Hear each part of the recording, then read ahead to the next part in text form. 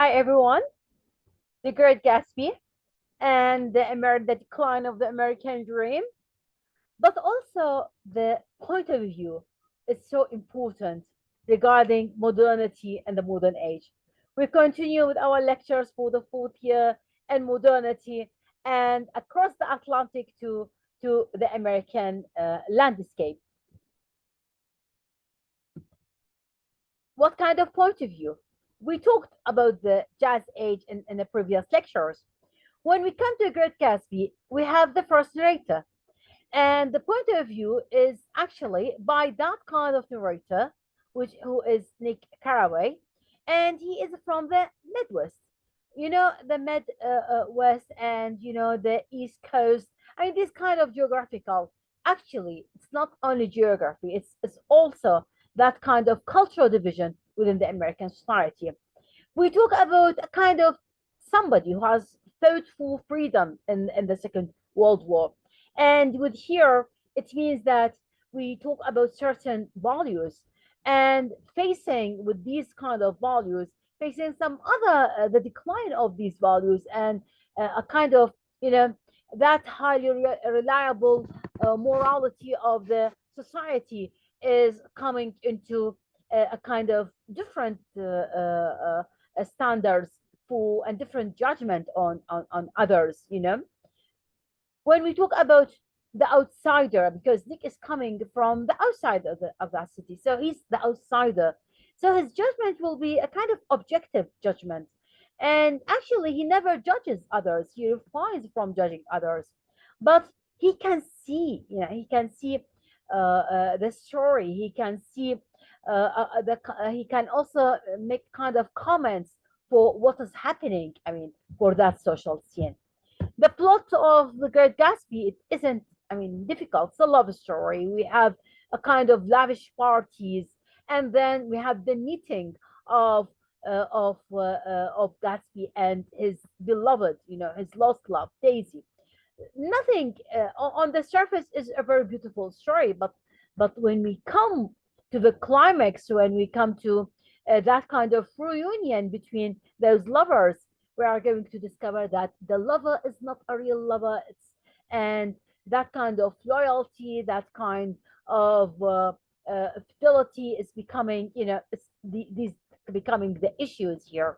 Those people who are only social climbers, while we are going to have a kind of a romantic person living with that set of values for the American with the 20s, unable to understand who is his beloved and his girlfriend.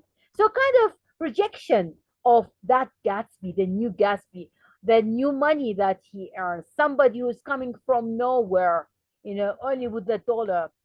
Because the social climber like Daisy, she still believes in the old money, that kind of aristocracy, with despite the hypocrisy within the image of that kind, and that is Tom, her husband. When we talk about the crime and the murder, it's all having that kind of connection with the cultural values that has been decayed with that novel. So the themes are love as a result of self-deception and denial. The American dream is becoming corrupt and futile. The desire of wealth and power that are replacing all these standards of morality. One man step in the same river cannot be repeated, shouldn't be repeated. Appearances are deceiving. All these are they are the themes not only for this Great Gatsby novel, but also the theme for the American landscape during the 20s. And there are so many quotes of this in this novel. To mine answer be true. It's from Hamlet, and this can be also applied here. Moving on is simple, but what you leave behind that makes it so difficult. That kind of conflict between the present and the past, and this very much has been reflected by Gatsby's character and all the rumors about his past. He used to be like coming a student coming from that Ivory universities, or he has no degree whatsoever. I mean, they don't know who is Gatsby, and all that info about him, about his, about his life, they all comes like rumors, nothing true about them, as if he's a man from nowhere, and his money is illegitimate money. So whatever here, that America that is coming out of uprooted roots with the real dream, with the real American dream. So when we come to Nick living in the neighborhood of Gatsby, because Nick represents kind of the point of view of an outsider, with, I mean, not being not being represent, not being a kind of this society here. He's representing the real American view. He's representing the one who is very much connected to the real American dream. He's the one who is very much respected by all the other characters, and he is the bridge to make them in one, to make them reunited in one. We leave the novel also with the with these, with these symbolisms that is presenting one thing, America, and all the cultural conflicts that coming through it. So I mean, through those decades, especially when the dollar is representing that colonial power that has been lost forever. The green light, for example, the Valley of Ashes, the eyes of Dr. T.J. Eckelberg, which we can find on many of the cover books of the novel. They all represent something hopeful, and they represent, like for example, the green light. Gatsby can see the green light from the daisies,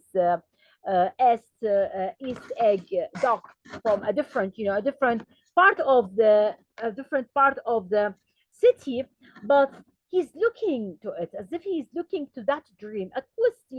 This represents Gatsby's quest for Daisy, represents broadly associated with the American quest of their America dream. The light symbolizes that kind of idol, and that kind of, more than lovers, but the idea of, the idea of history. So green represents how America is rising from the ocean as the place of settlers, the place of the nation, the new nation. When we come to the crime that happens in the Valley of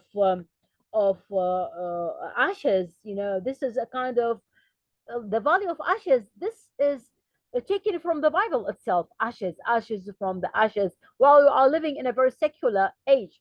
So what we have here, we have the idea that we are coming back to the roots. This is a place where death is happening. This is a place where the corruption, moral corruption, is happening between West Egg and the New York City, and it is a kind of desolate land where dumping industrial ashes are being there.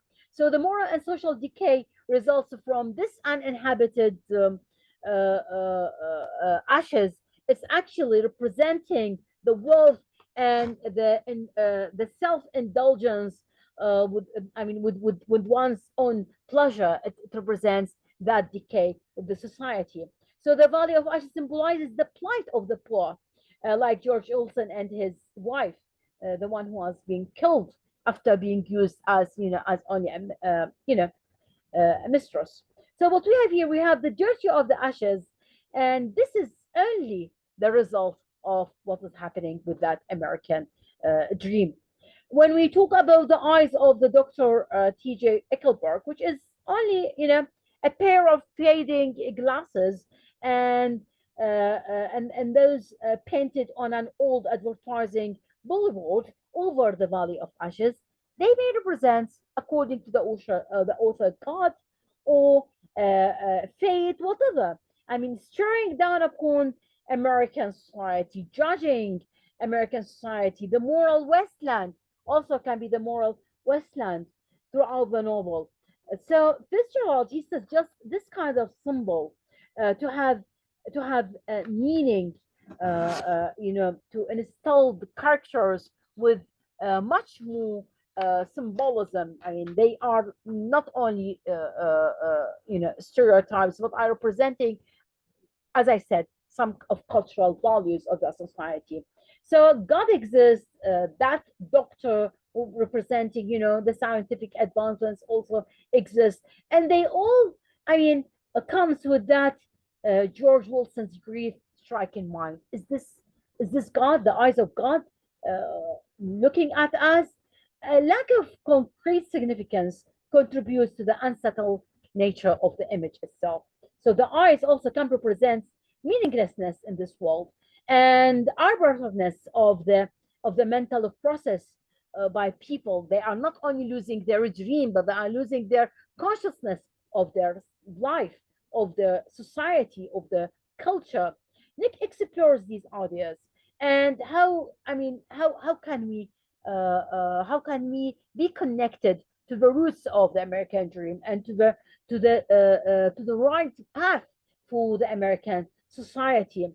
Gatsby's final thoughts are depressed consideration of the emptiness of symbols and dreams, while Nick's thoughts always by bridging those cultural conflicts and trying to go back to whatever represents the American dream. So it's a kind of decline and it's a kind of rebirth for all the real American values in human history. Thank you very much and looking forward for sharing more lectures.